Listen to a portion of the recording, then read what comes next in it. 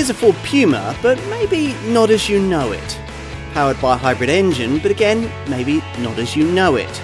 The Puma model line now serves the smallest, most fashionable end of the SUV segment, and its engine isn't in any way full electric.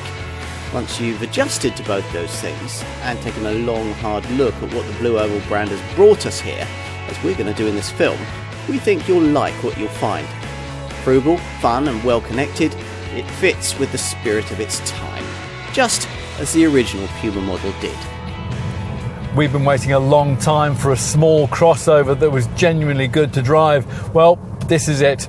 Given that the Puma draws so heavily on the car that is a Super Mini class benchmark in this regard, Ford's Fiesta, you could argue that the creators of this SUV didn't have to try too hard in that regard, but they did manage to mess things up with the brand's previous entrant in this segment, the old EcoSport. The Puma is very different. It's slightly impaired, well yes of course it is, by the high-sidedness and by the slight extra weight that afflicts all little SUVs of this kind, but the compromises here have been kept to a minimum, and thanks to suspension embellishments and a pretty great torque vectoring system, the car turns into corners at speed really keenly. Now if you're driving like this, then you'll want to set the selectable drive mode system to the sport mode, which firms up the steering, and you'll enjoy even more the benefits of the electrified tech that has a lot to do with the ready eagerness that we just referenced. Almost all models will be sold with the MHEV mild hybrid engine that we're trying here. It's a variation on Ford's usual 1-litre 3-cylinder EcoBoost petrol unit, which is in this case offered in either 125 or 155 PS guises. Mild hybrid engineering is nothing like as efficient as full hybrid tech, but it doesn't come with a big fat price premium, and it boosts driver feel because it's lighter and it adds a slice of extra pulling power just when you need it.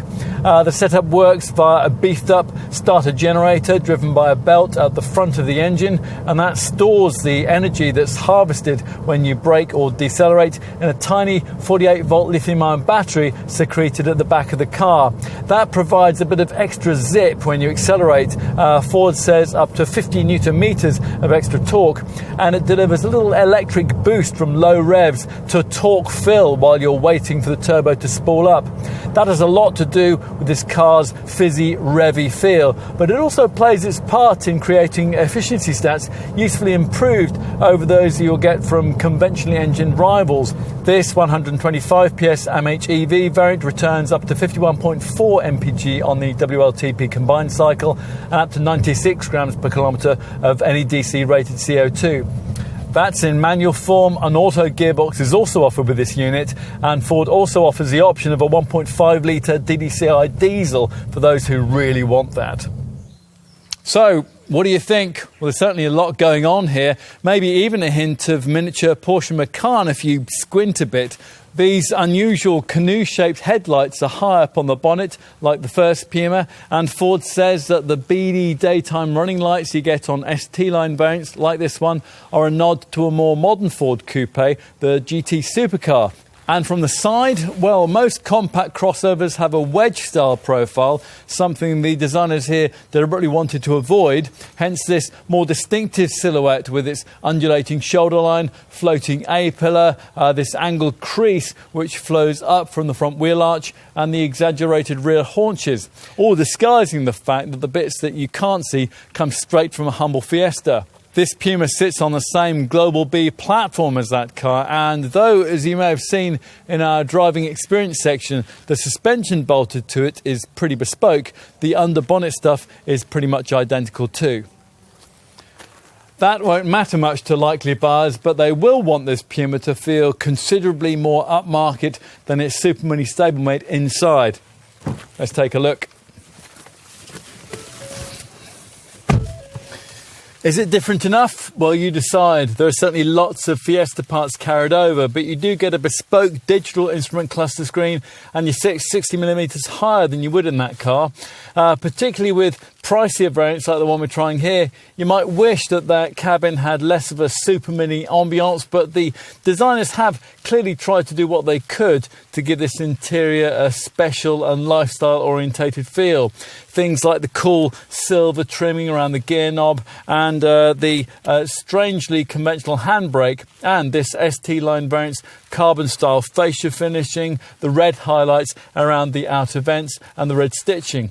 The key design difference though here is the 12.3-inch instrument cluster screen that we just mentioned, which is standard on the ST line models. It springs into life when you select one of the driving modes, and it's almost infinitely customizable with information between the two virtual gauges.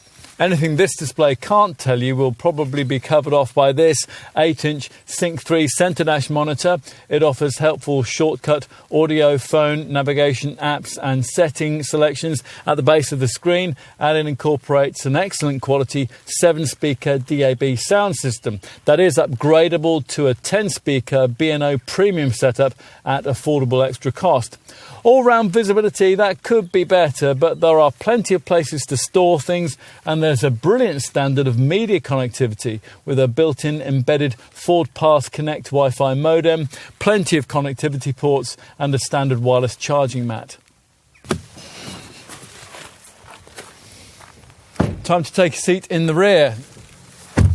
Now, our hopes weren't especially high here. A Fiesta is, after all, somewhat on the cramped side at the back, and despite its lengthier platform, this crossover isn't really much bigger than one of those, but it would make a lot more sense than a Super Mini as a second family car. Now, true, these small side windows don't help to create much of a roomy feel, and if you have lanky teenagers to ferry about, then we'd steer you clear of the optional panoramic glass roof that eats into the headroom.